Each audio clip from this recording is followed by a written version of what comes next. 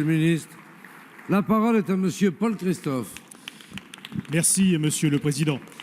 Ma question s'adresse à Monsieur le Secrétaire d'État auprès de Madame la Ministre des Solidarités et de la Santé.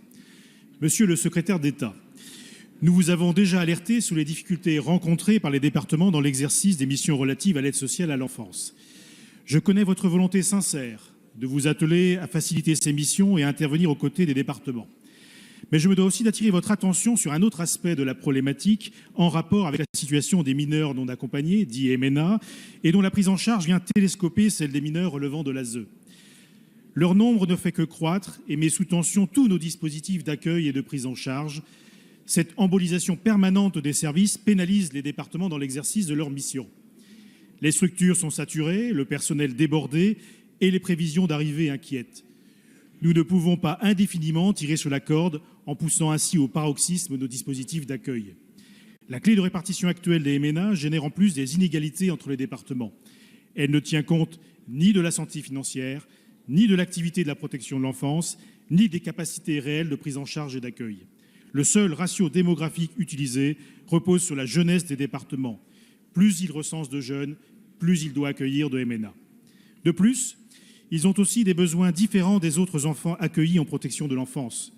Ces jeunes, particulièrement vulnérables, ont vécu des expériences de vie traumatisantes liées aux événements endurés dans le pays d'origine ou pendant le parcours migratoire.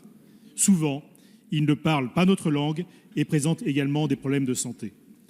Dans la mesure de leurs moyens, les départements tentent de leur garantir des conditions suffisantes de dignité et de sécurité, mais pour combien de temps encore ? Un rapport de la mission de réflexion entre l'IGAS et l'ADF a mis en avant ces difficultés en janvier 2018. La question migratoire relève avant tout de la responsabilité de l'État et implique donc sa participation. Aussi, Monsieur le Secrétaire d'État, face à cette situation, quelles sont vos propositions en matière d'accompagnement des départements au titre des moyens financiers, humains et d'hébergement à mobiliser ? Merci, cher collègue. La parole est à monsieur Adrien Taquet, secrétaire d'État auprès de la ministre des Solidarités et de la Santé, chargée de la protection de l'enfance. Merci, Monsieur le Président. Mesdames et Messieurs les députés, Monsieur le député Paul Christophe, merci pour votre question qui me donne l'occasion de dire que le gouvernement a bien entendu les difficultés des territoires et particulièrement des départements. La présence croissante, vous l'avez évoqué, ces dernières années, des mineurs non accompagnés sur les territoires crée évidemment des tensions entre les départements qui connaissent des situations différentes, mais également au sein des départements eux-mêmes pour les implications, les conséquences que cela peut avoir sur le système global de la protection de l'enfance. C'est pourquoi, avec Madame la garde des Sceaux, nous assumons pleinement les responsabilités de l'État concernant aussi bien les mineurs non accompagnés que la question de la protection de l'enfance dans son ensemble. L'appui aux conseils départementaux pour la mise à l'abri et l'évaluation des personnes se présentant comme mineurs a été renforcé depuis le début de l'année par une compensation plus juste des dépenses engagées sur la base d'un forfait réévalué de 500 € par jeune évalué et de 90 € par jour de mise à l'abri, et ce pendant une période allongée de 14 jours.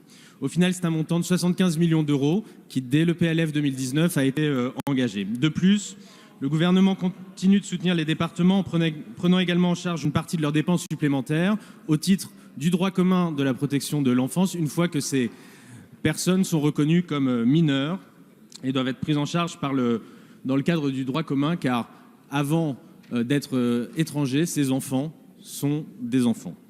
Au total, c'est plus de 175 millions que l'État a ainsi engagé pour aider nos départements, et c'est un dispositif exceptionnel qui, pour la deuxième année consécutive, a été renforcé. Enfin, dernier aspect, pour éviter des phénomènes de nomadisme administratif et désengorger, excusez-moi l'expression, le système tel que vous le pointiez, un fichier d'évaluation de la minorité a été mis en place, et permettez-moi de réaffirmer ici que ce fichier est également une façon de protéger les mineurs pour consacrer une fois pour toutes leur minorité, une fois qu'elle a été établie, et qu'ils puissent bénéficier du système de protection de l'enfance. Au final, soyez convaincus, monsieur le député, avec vous l'ensemble des élus locaux, que l'État est aux côtés des départements et le sera encore à l'avenir en concertation avec eux. Je vous remercie. Merci, monsieur le ministre. La parole est à monsieur